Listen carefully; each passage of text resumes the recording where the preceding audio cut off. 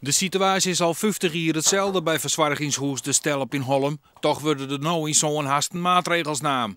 Een verbod op je vuur, net meer smoken, een bewaker die het naar staffensjoch gaat en een extra inspectie. En we zorgen vooral naar stekkerdozen, als er de volle elektrische apparatuur in zit, naar dingen die het makkelijk branden kennen.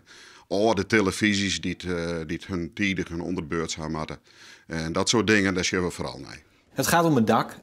Boven die plafondplaten zit een oud dak, wat vroeger eigenlijk heel gebruikelijk was. Een dak wat is gemaakt van een soort stroommatten, wat dan afgewerkt is met bitumen. En ja, dat werd vroeger, veel mensen zullen het thuis ook nog steeds hebben, maar het voldoet niet meer aan de eisen van deze tijd. Dat is toch wel heel gek, want het is al 50 jaar hetzelfde en in één is er een brandgevaar. Ja, dat is misschien gek, maar aan de andere kant, kijk, de eisen en de normen worden steeds aangescherpt. En dat is natuurlijk niet voor niks. En als zorggroep ben je verantwoordelijk voor de veiligheid van je bewoners. En als er een norm aangescherpt wordt, ja, dan moeten wij daar ook de nodige maatregelen op nemen. Voor de smokende bewoners is het dreig. Het is voor mij verrekte moeilijk. Ik heb mijn vrouw en mijn kinderen enzovoort en mijn kleinkinderen, die ben allemaal weg. Die heb ik hier uitgestrooid boven Holm. En daarvoor woon ik hier ook. En dan heb ik dan met troost, die samen zit even met hun praten, een checkie. Waar moet u nou heen met uw checkje dan? Heb je een voorstel? Ja, dat mag nu even niet meer. Maar daar kunnen we helaas niks aan doen, behalve de mensen excuses aanbieden dat het zo loopt.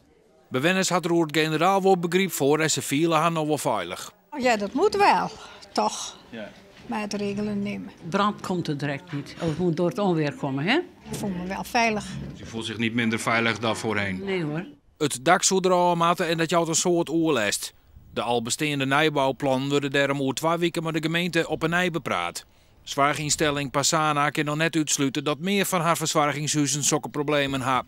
Je kunt altijd voor een verrassing komen te staan, maar we gaan ervan uit dat de gebouwen van Passana goed gebouwd zijn. En dat we weten in elk geval zeker dat iedereen brandveilig kan wonen. Zeker, maar dit is wel een redelijk unieke situatie. Dit is een redelijk unieke situatie. Goed.